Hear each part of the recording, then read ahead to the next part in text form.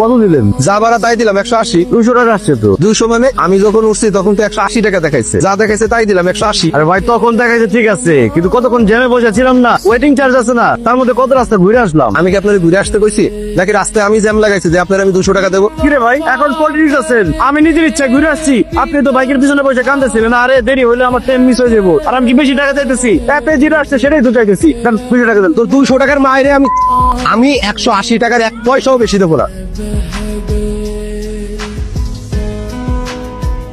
এই যে ভাই চলেন। কি হইলো? ভ্যান্ডামারা দাঁড়ায় আছেন কেন? যাবেন না? কোথায় যাবেন? ধানমন্ডি। যাবো না। শিহাব? না শিহাব হইব কেমনে, ও তো দুবাই থাকে। আমি বেশি বেশি ভাবতেছি। আচ্ছা ভাই যাবেন না কেন, কি সমস্যা? ভটভটি কি চলে না? ও বুঝছি, লেডি প্যাসেঞ্জার তো, গার্লফ্রেন্ড মনে হয় লেডি প্যাসেঞ্জার উঠাইতে মানা করছে, তাই না? কোনো সমস্যা নাই, আল্লাহ পাক সমস্যা যেমন দিচ্ছে সমাধানও দিচ্ছে। এই যে ব্যাগ আছে না, মাঝখানে দিয়ে বসবো, চলেন। আপনার হেলমেট কই? কেমনে পরে? কি ব্যাপার? আরে আমার হেলমেট পরাইতেছো কেন? বাইক কি আমি চালাবো না তুমি চালাইবা? ওরে কত কথা বলে রে, আমি চালামো। তোমার হেলমেট পরানোর একটা কারণ আছে। কি কারণ? তুমি যে আমার বাইকের পিছনে বসে আসছো, যাতে কেউ না দেখে। কেন, কেউ দেখলে কি অসুবিধা? অসুবিধা নাই, একটু লজ্জা করে আর কি।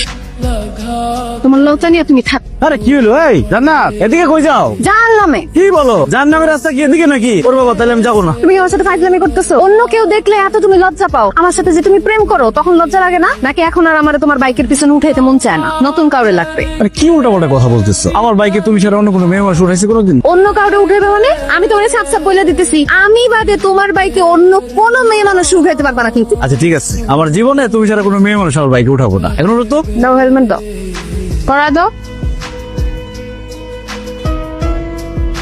ঢাকায় ঠিক আছে আসছেন? একজনে খুঁজতে আসছি, সে দুবাই থাকে। ধানমন্ডি কার কাছে যাবেন? ওই আমার শেফালি খালা থাকে, আপন খালা না, সে নাকি আমারে দুবাই নিয়ে যেতে পারবো। দুবাই গিয়া আমি আমার প্রিয় মানুষটাকে ফিরাই নিয়ে আসো। সে দুবাই গিয়া বিপদে পড়ছে বুঝছেন, এর জন্য আমি যাইতাছি আর কি। কি কস তুই? শিহাব দুবাই যাইবো? শুধু সে একা যাইবো না তো, আমার ওর সাথে নিয়ে যাইব। কেমন কথা কস? তোর কি শিহাবের লগে বিয়া হইছে? বিয়া করে নাই তো কি হয়েছে, বিয়া করবো। আর তাছাড়া আমি আমার জামাইরও তো আর একলা পাঠাইতে পারি না, ওইখানে যা দেখা গেল কার না কার পাল্লায় পড়ে গেল তখন। মাইয়ার কথা সিরি দেখো, তোর মুখের মধ্যে লাশ শরম নাই?